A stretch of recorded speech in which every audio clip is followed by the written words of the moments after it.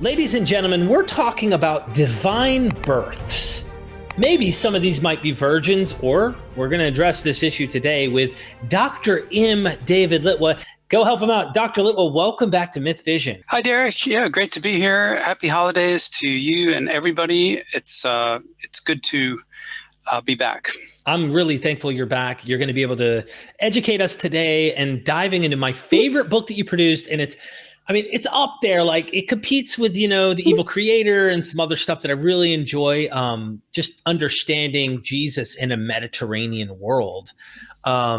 Jesus Deus, it's got a lot of praise among many other scholars as well. Today I'll be looking at whether you need to have sex between divine beings and human women in order to produce a divine conception. Because today, when people think of this on a popular level, they kind of have these binary categories set for them. So if they know a little bit about Greek mythology, they kind of imagine that Zeus and Apollo were really, really horny back in the day, and they would repeatedly have sex with human women, and that would produce the race of demigods, and who are the heroes of Hesiod's age of heroes.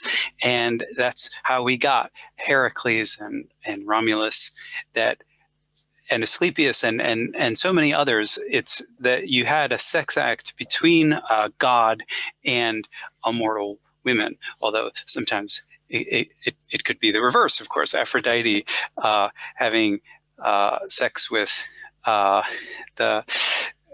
whoever she wanted to. I mean, she had her own escapades as well.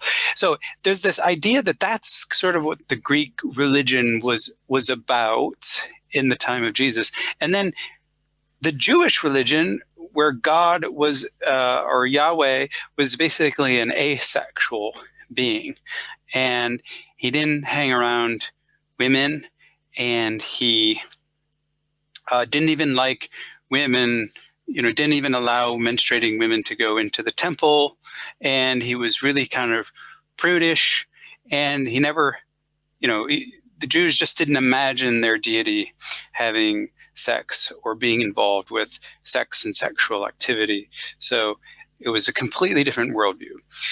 Now, this entire binary is based on an apologetic framework. And this is really what I want to emphasize here, folks, that this is exactly the argument that Justin Martyr made around the year 150 in trying to argue for the truth of Christianity. And this very contingent apologetic argument has unfortunately has become so hackneyed and repeated so much that it has passed for historical fact. And that's just not the case. And it's really important to see that our job as thinking people and as historians or budding historians is not simply to repeat the apologetic arguments of ancient Christians as if they were fact, okay?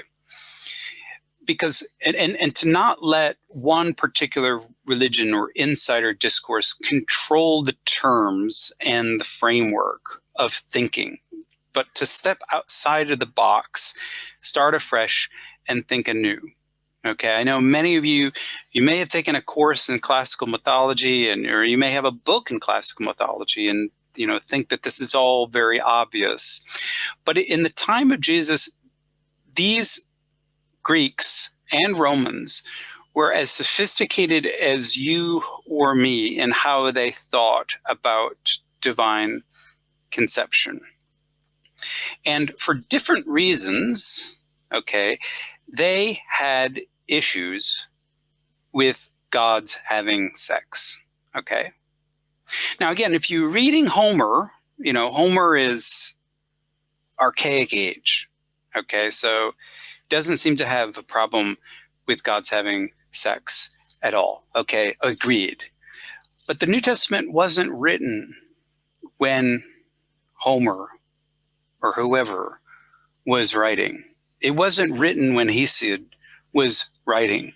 It was written 600 years after that, after the development of some of the most complex philosophies and scientific arguments this world has ever seen.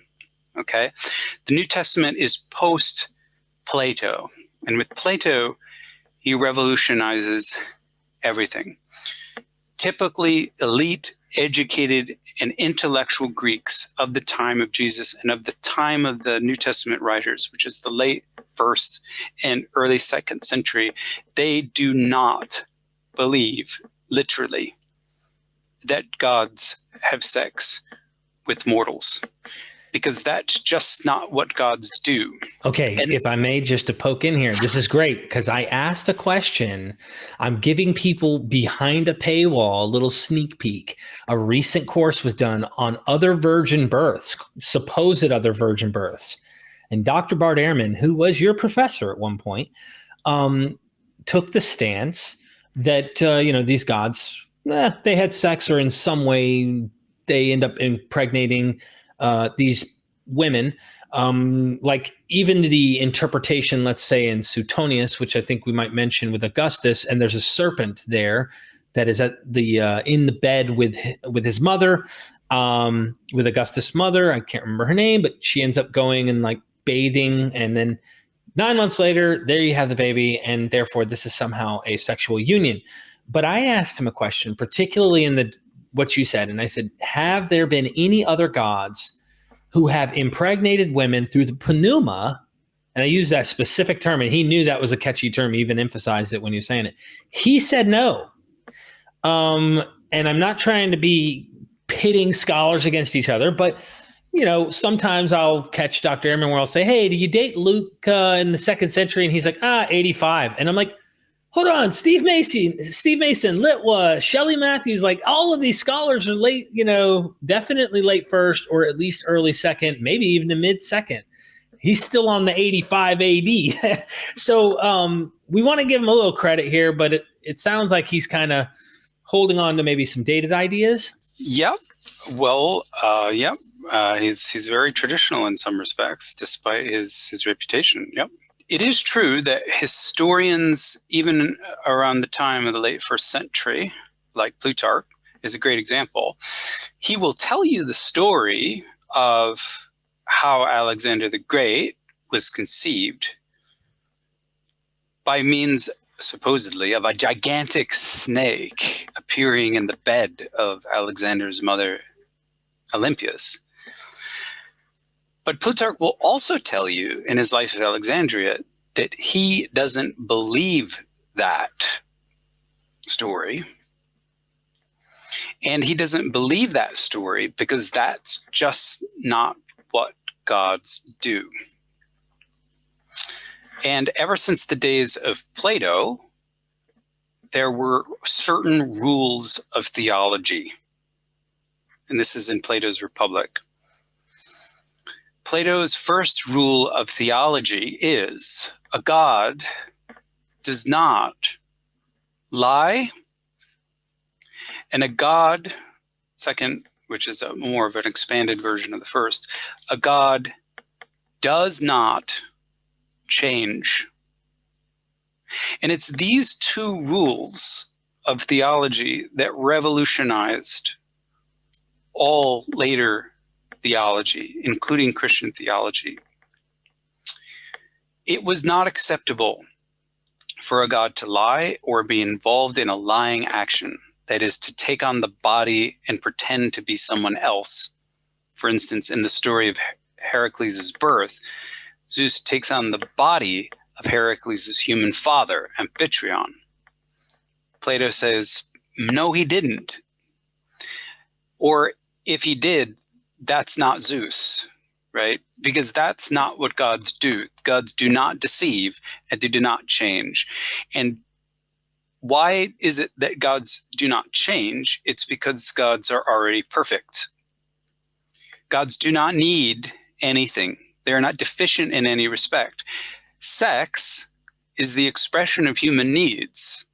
I'm well aware that, there are some asexual people. Okay, that's totally fine. But for a large proportion of humanity, sex is a biological need. It's hormone driven, and and because it's a need, okay, it's an expression of our own deficiency, right? We're not complete without a partner, without a sexual partner. We don't live the full flourishing life. We are incomplete without that. That is a manifestation of human weakness. Gods do not have that. Gods are not deficient, and then they do not change, and they don't have hormonal fluctuations, and they do not get horny, right? So this is Plato, okay? Sex involves the greatest amount of changes emotionally and bodily, and that is unacceptable according to the Platonic rules of theology. And anyone who is intellectual in the Roman period knows this. Okay, so yes, historians can still, tell, like Suetonius, these mythological tales, but do they, in their mode as philosophers, actually believe that, first of all, women have sex with snakes in temples or wherever? No. And this is a case where we ask that great question, did the Greeks believe in their myths? Well, yes and no.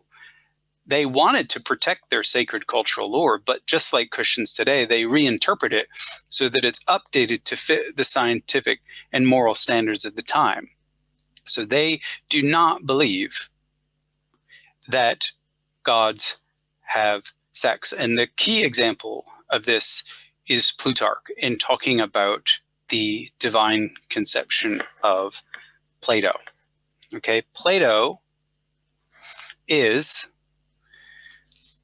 or was, a human being, and he did not need to have, or his mother did not have sex with any god in order to produce Plato. His mother was Perictione, and it was very early tradition put out by Plato's own nephew shortly after he died.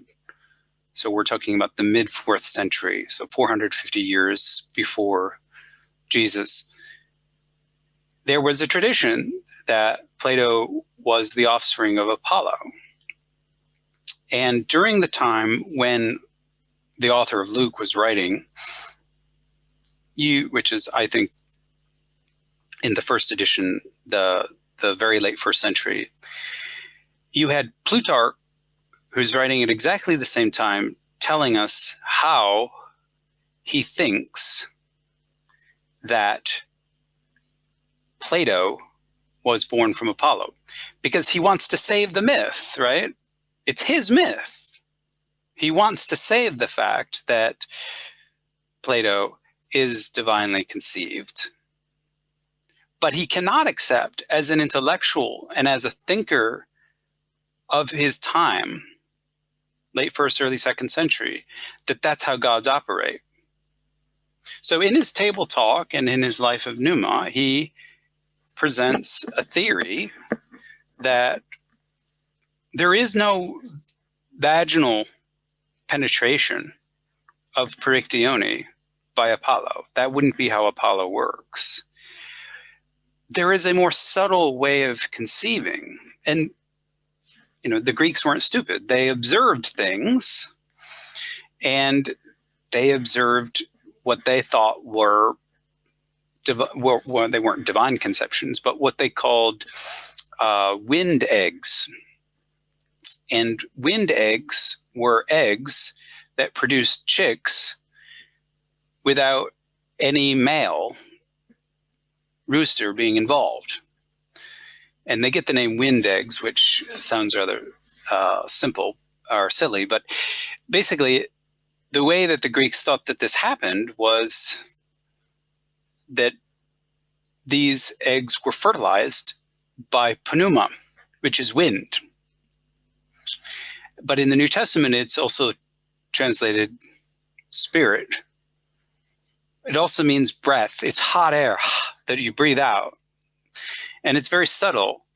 And according to Aristotle, it is that thing which is in male semen which fertilizes the female egg inside the womb. So Pneuma is the natural choice,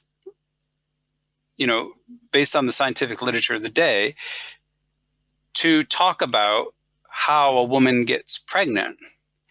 And if a god is going to impregnate a woman, he need not, in fact, morally, he cannot impersonate a man with a penis. That's unnecessary, and gods wouldn't be involved in that. They have no interest in that. They have no need for that. That's not what gods do. But it's still possible for them to breathe, right? And they breathe in an efflux of their own divine seed, and it enters the woman's body and makes her pregnant. To illustrate how concretely Christians thought about this, there's the later Christian tradition that Mary conceived through her ear, which means that divine Pneuma entered through an orifice, because it has to go through somewhere. And so the theory was that it went through Mary's ear. Why her ear? Well, because she was so obedient. And if you look at the root of obedience, it's from audio, ab audio, and audio has to do with hearing. Hence the ear. She is so obedient, she receives the Spirit through the ear. And that is what makes her pregnant, because the pneuma has to travel through her ear down to the uterus. That's how concretely they thought about this. This wasn't some magical event. They actually did think about, the actual connection of cause and effect. Okay, they didn't think that God snapped his fingers and all of a sudden Mary was pregnant. No, you needed some biological material agent, and the natural solution was pneuma. So this is what Plutarch says, that Perictione, Plato's mother, gave birth through another kind of divine power, which is dynamis, and pneuma. And I have the text cited in chapter 1 of Jesus Deus. I've also got on my YouTube channel an episode on chapter 1.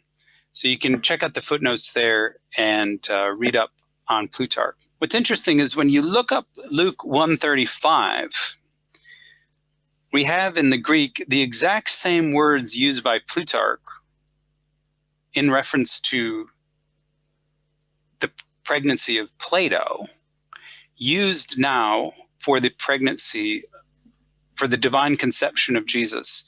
Luke says in the Greek, and I'll translate, pneuma hagion epeleusita epise, which means a holy breath, as I like to say, a holy breath will come upon you. This is the angel speaking to Mary for how she gets pregnant. Cadinimus ipsistu episciasisi, and power of a Most High will overshadow you. So he uses those exact same two terms that Plutarch uses in the exact similar context when talking about how a god impregnates a woman. Pneuma and dynamis. And so what this shows us is that the author of Luke is probably at least trying to sound as sophisticated as Plutarch, who is our representative Greek intellectual of the late 1st and early 2nd century. Okay. And Luke, whoever Luke is, I'm just using that as a placeholder. The author of Luke, let's say, knows that if he were to tell a story about, God impregnating Mary by taking on, the form of Joseph, well, that's not going to fly. Okay. That's not going to work. I mean, no Greek intellectual would touch that stuff. Okay. But if there was a more subtle theory of divine conception, which involved these quasi-scientific terms, pneuma and dynamis, well, then we're talking. That's the point where the author of Luke tries to get a foothold into the structures of plausibility for the Greek intellectuals of this time. Because he's already an apologist, okay? He already knows that no one is going to believe a story of God having sex with a mortal woman. Okay, he's looking over his shoulder at people like Plutarch who would sneer at that kind of thing. So he's smart enough to say that this divine conception happened through the mechanics of Pneuma and Dynamis, just as Plato's own divine conception happened. So it ends up that both Plutarch and the author of Luke can have their cake and eat it too, right? Because Plutarch can say, yes, I revere Plato. I call Plato Theos Platon, the divine Plato. Why do I do that? Because he is the true son of Apollo. He can still affirm that, right? And Apollo is the god of music and the god of harmony. So yes, those are Plato's characteristics. And the author of Luke can say, guess what? Jesus is the true son of a God, in this case, Yahweh. And Yahweh doesn't need to get his hands dirty. And Yahweh doesn't need a penis to do any of these things. Yahweh can act just like Plutarch's Apollo and send his own breath to impregnate Mary. So this completes Luke 135, just to translate it. So the Greek is Dioketa genomenon hagian klithesita huios theou. And because of this, the divine mechanics of non-sexual conception, what is born will be called sacred, a son of a God. That's the literal translation of the Greek. And this shows once and for all that for intellectuals at least, and the author of Luke is trying to pose as an intellectual, you don't need to have sexual intercourse to produce a divine conception. Greeks don't need it, and Christians don't need it. So yes, even though it's true that in Homer gods have sex, and in historians gods have sex apparently, by the time of the late 1st and early 2nd century, they aren't believing it. We're long beyond the age when Yahweh had a wife. I mean, he did have a wife at some point. But the Jews had ceased to believe that for maybe half a millennium before Christianity came on the scene. So when you're looking at the development of religions, and we were to take a time machine and go back to the 8th century BC, and if we had archaic Hebrew, we would ask, does Yahweh have a wife, and can he have kids? Can he have sex? Because El gives birth to Baal, right? The Phoenicians say that. So does Yahweh give birth to somebody, or does somebody give birth to Yahweh? And I think they'd say, because Yahweh's got a wife, just like Baal has a wife. I mean, this is not a problem, right? Theologically, it's not a problem. But then you fast forward 500 years, and all of a sudden it becomes a big problem for different reasons. But both Jews and Greeks and Jews who were also Christians were becoming sophisticated enough by the era of the New Testament to say that, no, we don't have gods who have sex. We have divine conception, but there's nothing to do with, penetration. So this shows everyone that Justin's argument in the first Apology, again, written around 150, is somewhat double dealing, let's say, and not entirely accurate. Because what Justin says is that Greeks and Romans, they really do believe that Zeus dresses up as somebody else and has sex with a mortal woman, whereas the Christians, they're too good to believe that. Well, Plutarch shows that argument falls flat. Greeks and Romans who are sophisticated intellectually do not believe that, did not believe that, and neither did the Christians. They're exactly equal. And so we need to lay down forever that apologetic framework and argument. There's so many things here, Dr. Litwa. Oh, you said some great stuff. So I have a question. We'll start like a few questions at a time as we go into this, because I'm sure you'll have plenty to cover. Are there any examples that could be given about God's having sex with women after Plato? Is there like a dual tradition, or would you say, like you said, it's pretty much stamped out, at least you'd say within the first few generations after Plato? Would you say it's completely stamped out? No, it's not stamped out. No, not at all, because it's intellectuals who are pushing this line.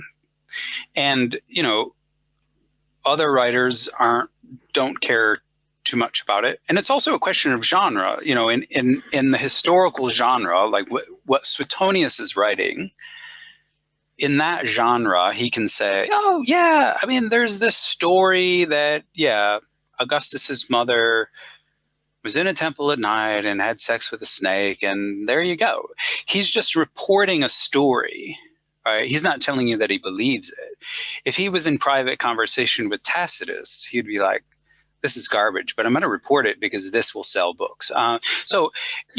This is exactly how they're thinking. And then when Plutarch you can see this dynamic in Plutarch. Plutarch writes a biography of Alexander in which he's under obligation to tell you the common story that his mother had sex with a snake. Okay.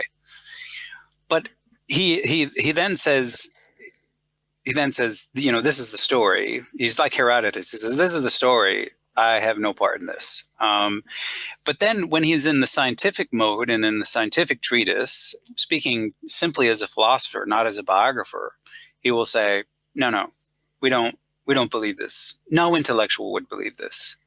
We uphold the tradition that Plato is born of Apollo, yes, but we do not believe that Apollo has sex with a mortal woman. That's just not true. So at least this grants us that the author of the gospel we call Luke is within the elite kind of, maybe the elite isn't the term, but the highly sophisticated thinkers.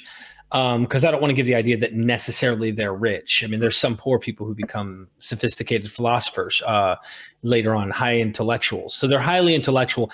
Can we grant Matthew in the same category? Well, so the way I would put it is these authors are trying to sound like they're elite intellectuals. Whether we want to call them elite intellectuals is another story. But they know at least the modes and codes of how to be most plausible. Right.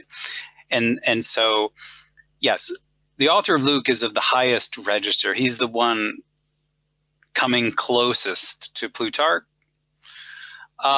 Matthew shows a lot less concern. Matthew's not as interested in the actual mechanics of the divine conception. I think Matthew would deny that, obviously God had sex, and I think other readers of Matthew,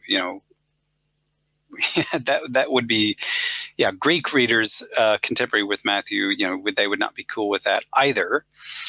But I don't think Matthew's interested in the mechanics of the sex, and he's happy to tell what is essentially Christian mythology, and just kind of let that sit with you. So he's got, the escape to Egypt and the massacre of the children probably never happened. All these angels appearing in dreams. I mean, Greek historians who are trying to go up to the level of Thucydides would be like, no, this is trash literature. This is not good enough. This doesn't come up to snuff. But if you're just of the standard of Herodotus, right? Because Herodotus is the father of history, and he tells, more myths than Matthew. So But Herodotus always says, I'm just reporting this, folks. I don't actually believe this, but I'm going to tell you the story. And Matthew's not that sophisticated. He tells the story as if he believes it. And he probably does.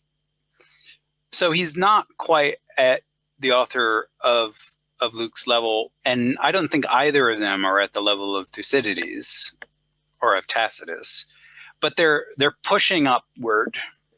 They're going upward, and they're trying to sound plausible as they can. So it is fair to say, when we hear, and I'm using anti-apologetics here for a second, which I know you don't care to get into the mix, but it is an interesting question. Christian apologists will go around and say, this is unique. In fact, Bart Ehrman himself at least grants that in this case, Jesus being born through a non-sexual union of a virgin at that, which we haven't got to the question of virgin yet, is wholly unique, and we got to give that to Christianity.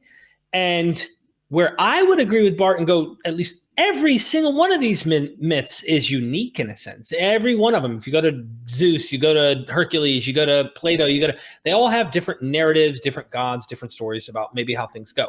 So if you want to be literal, sure, they're unique. But to argue that this one isn't within a zeitgeist of thought, that it's somehow completely unique, as Christian apologists do, that would be a false statement. Would you agree? Or at least a mistaken statement? Yeah, you haven't read widely enough, or you've just read in one genre.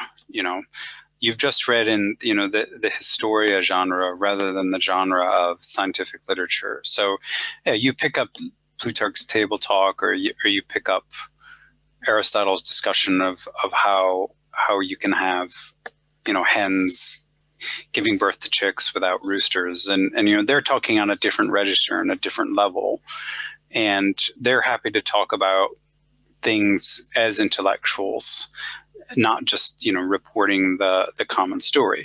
But even so, the case of Apollonius of Tyana is an interesting one, and I'll just say a little bit about this while I have time.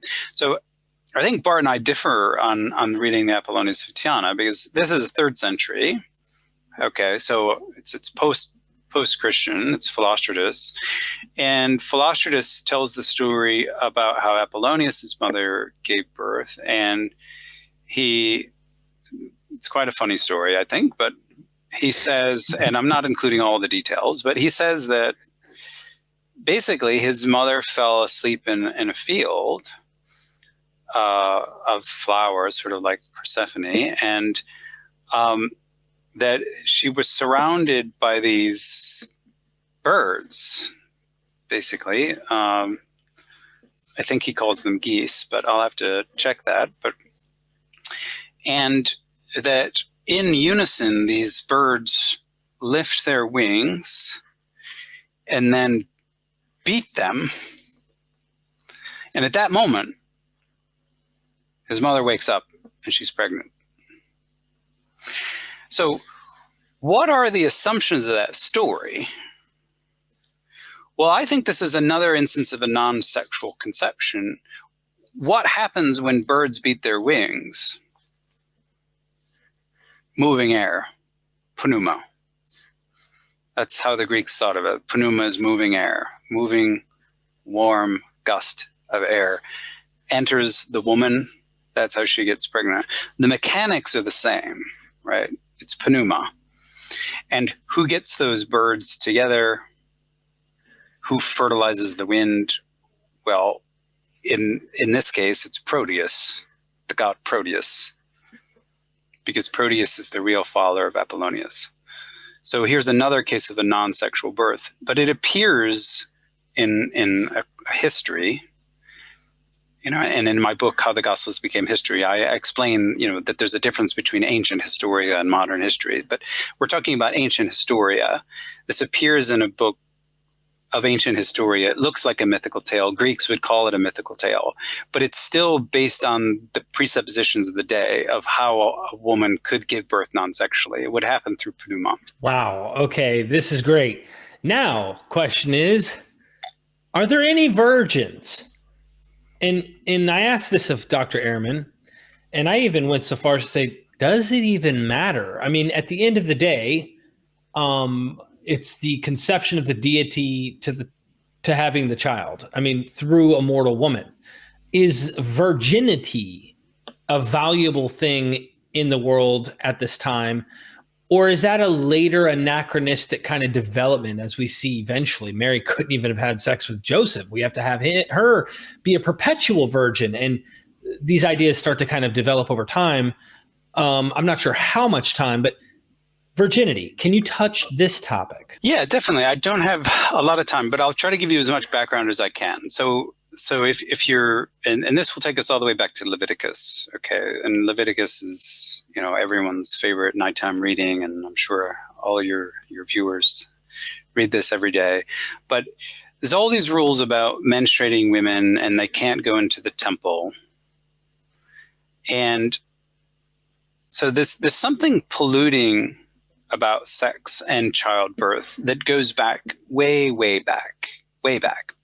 And then you have to ask, well, are the Greeks and the Jews, are they different on this? Well, no, they're actually not, because if you go to the Greek ritual law codes, they also say that, women who are menstruating or who after childbirth, they have to wait 30 or 40 days before coming into the temple with the presence of the god.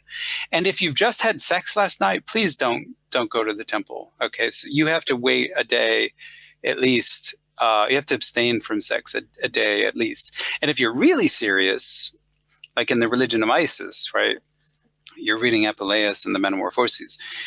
He can't appear before Isis unless he's abstained from sex and meat for at least 10 days. So the gods, both Jewish gods and Greek gods, they do care about sex and impurity and blood and childbirth, and they don't like that stuff. And they haven't liked that stuff for thousands of years. So there's a discourse of impurity when you're talking about sex. Sex is ritually defiling. Okay, and Greeks and Jews are hold that presupposition. Okay, long before Plato did.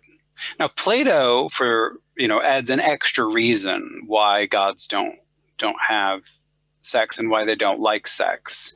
He tries to rationalize it and says, well, they don't lie and they don't change. So rationally, we figured this out. But when you're just talking on the level of impurity, then yes, there's something very, very primitive about this idea that sex is something that would make you impure. Therefore, a god wouldn't be involved in that activity, and it would be defiling for a god to have sex with a mortal woman, and it would also be defiling if a son of God was born from a mortal who had sex with a man. That's just not how it works.